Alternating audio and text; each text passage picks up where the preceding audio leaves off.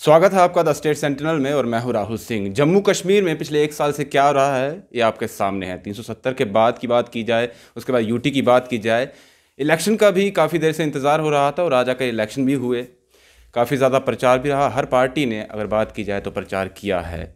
और उसके बाद अगर रिज़ल्ट की बात की जाए तो जो जनता चाहती थी वही हुआ, क्योंकि जनता ने ही वोट डाला है और रिज़ल्ट भी उसी के हिसाब से आया है।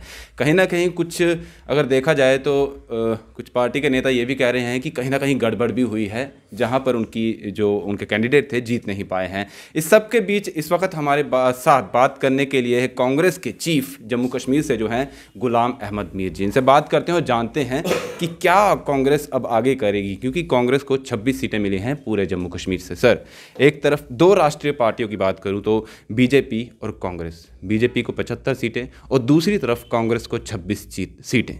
इतनी कम क्यों? क्या लोगों में अब वो जो जोश रहता था कांग्रेस का वो नहीं रहा? बात वो नहीं है। बीजेपी कम्युनलाइज करके चुनाव लड़ती है, वो डेवलपमेंट पर चुनाव नहीं लड़ती है, अचीवमेंट्स पर कभी भी वो चुनाव नहीं लड़ती है, किसी भी चुनाव को।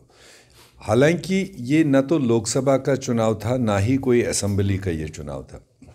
ये पंचायत राज की तीसरी सीढ़ी का लोकल सतह का चुनाव था और उन्होंने जिस तरह से इसको भी राष्ट्रीय मुद्दों के साथ में जोड़ते हुए इस चुनाव को लड़ा और Galaxy of leaders, dozens of central ministers और जो सीनियर भाजपा लीडर्स है अक्रॉस द कंट्री, वो उनने ला कर के इसमें दोष दिए।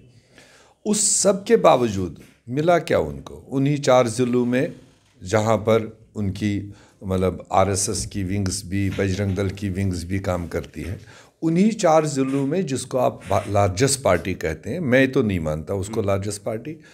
लार्जेस्ट पार्टी खाली नंबर ऑफ सीट से नहीं होता है। जम्मू कश्मीर स्टेट जिस जोग्राफिया का है, जिस कल्चर का है, इसमें हर ज़िले पर, हर जगह पर नुमाइंदगी जिस पार्टी को मिले, मैं उसको लार्जेस्ट पार्टी मानता हूँ। और उसमें फ़ख्र आज के दिन पर भी कांग्रेस पार्टी को है।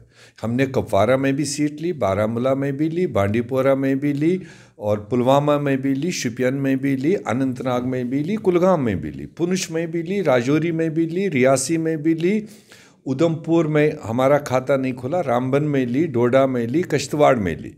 यहाँ जम्मू, सांबा और कठुआ में हमारा अच्छा खासा टक्कर रहा है, मगर सीट नहीं निकाल पाए।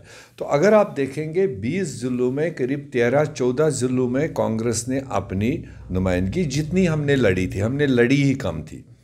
हमने 280 में से करीब 150 सीट्स पर अपने उम्मीदवार उतारे। यही जानना चाहेंगे कि क्यों आपने कहा कि हमने लड़ी कम है, क्यों ऐसे कैंपेनिंग की बात की जाए तो कहाँ आप पीछे क्यों रहे, क्या बात है? कैंपेनिंग की बात नहीं, कैंपेन भी हमने लोकल इकाइयों पर छोड़ दिया था। हमारे हर ज़िले में फॉर्मर मिनिस्टर्स हैं, पार्टी के ओहदेदार हैं बड़े बड़े, हमने उन पर छोड़ दिया था। चूँकि ये इतना लंबा फैला हुआ चुनाव था, 8 फेजेज़ में 280 सीटों पर, इसमें मुमकिन नहीं था कि कोई हम स्टेट टीम भी बना ले तो 280 सीटों पर पहुंच जाए।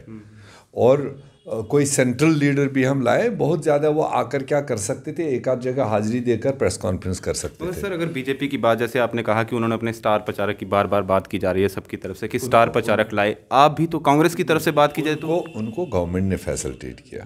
यूटी इस वक्त उनके राज में है। आपको ये मानना पड़ेगा, दिल्ली होम मिनिस्ट्री से पूरे फतवा निकलते थे कि ये मिनिस्टर आ रहा है, इसको कहाँ कहाँ फैसिलिटेट करना है। हमारे लोकल लीडर्स को मोमेंट अलाउ नहीं किया। हम सेंट्रल लीडर्स को यहाँ पर कुर्बान होने के लिए थोड़ी लाते। जब कि आपके लीडर्स जो थे उनको बांध दिया गया, बिल्कुल अलाउ नहीं किया। आपने न्यूज़ सुनी होगी, मेरा former minister, farmer PCC president, उसको अपने वोटिंग के दिन पर अपने वोट डालने नहीं जाने दिया गया। कहा कि नहीं, नॉट अलाउड, डिस्ट्रिक्ट में एंट्री ही नहीं दी। उसको दूसरे ज़िले से आना था और अपने होम टाउन में जाना था, वोट डालना था, ही वॉज नॉट अलाउड। तो इसलिए उन सारी सिचुएशनों के बावजूद जो कांग्रेस पार्टी ने परफॉर्म किया, नॉट बैड। जहां हमने फाइट किया उसमें जो हमारे रैंक एंड फाइल ने मतलब जिस तरीके से फाइट किया, मैं समझता हूं कि उन्होंने एक अच्छा मतलब काबिलियत का इजहार दिया। ठीक है, सीटें एक पर्टिकुलर एरिया में नहीं मिली बिकॉज वो कम्युनलाइज बीजेपी करते, घर घर घुसते हैं, भगवत गीता लेकर जाते। सियासत और भगवत गीता का रोल नहीं होना चाहिए, सियासत और कुरान शरीफ का रोल नहीं होना चाहिए। मज़हब अपनी जगह, सियासत अपनी जगह।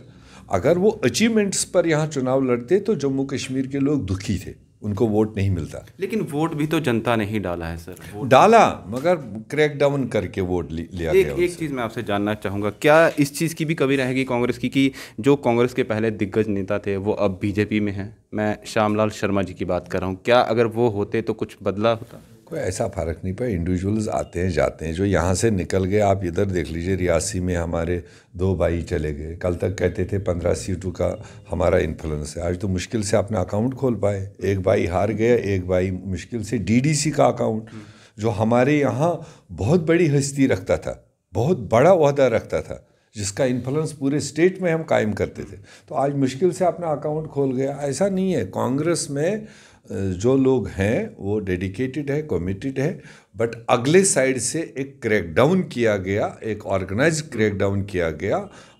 पैसे का फ्लो उनके पास बहुत रहा और दूसरे तीसरे इंतज़ामात का उन्होंने ठीक इस्तेमाल किया। आपके जम्मू में कितने सारे ट्रक्स पकड़े गए, कोई कॉग्निजेंस लिया यहाँ की एडमिनिस्ट्रेशन ने?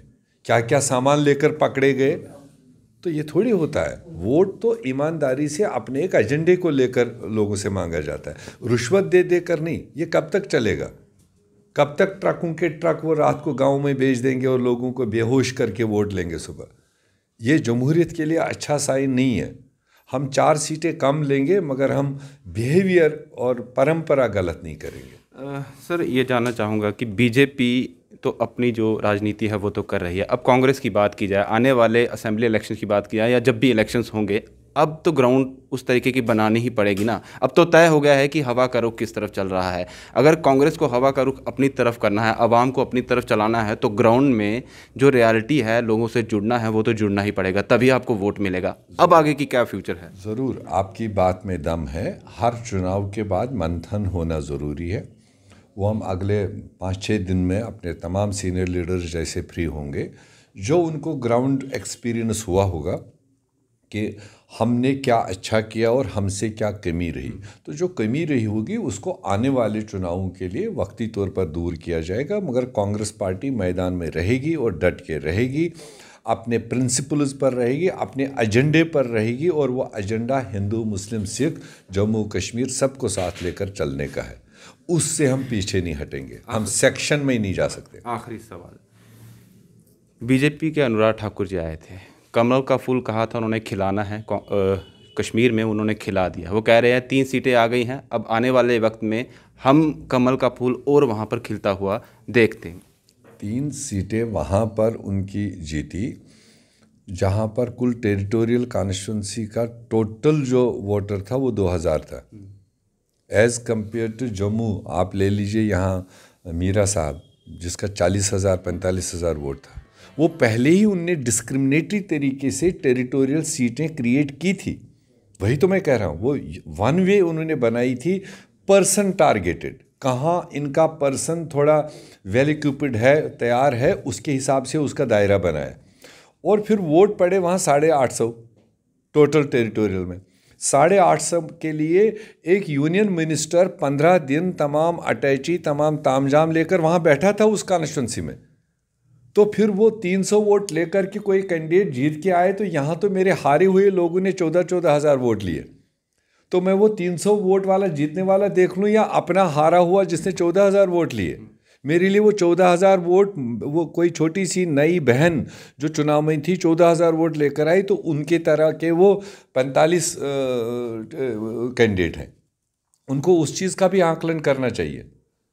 अगर हम हारे भी मगर 14,000 वोट लेकर, वो जीते 3 जगह तो 300 वोट लेकर। एक आखिरी सवाल मेरा, जैसे आपने 4 ज़िलों की बात की, तो यहाँ पर बीजेपी के ही देखा गया क्लीन स्वीप एक बीजेपी ने किया है, ये साफ नज़र आ रहा है। अब अगर कांग्रेस की बात की जाए तो इन्हीं जो जम्मू का डिवीज़न देखा जाए तो यहाँ पर अब कांग्रेस कैसे सामने आएगी? आने वाले दिनों में हम डट के मुकाबले का, आज हमने ज़मीन देखा, आज इन्होंने जितने हथकंडे इस छोटे चुनाव में इस्तेमाल किए, उसका इम्पैक्ट हमने देखा। तो हम कहाँ कहाँ पर निकल सकते हैं, उसके लिए क्या करना है, वो आने वाले दिनों में आपको बताएंगे।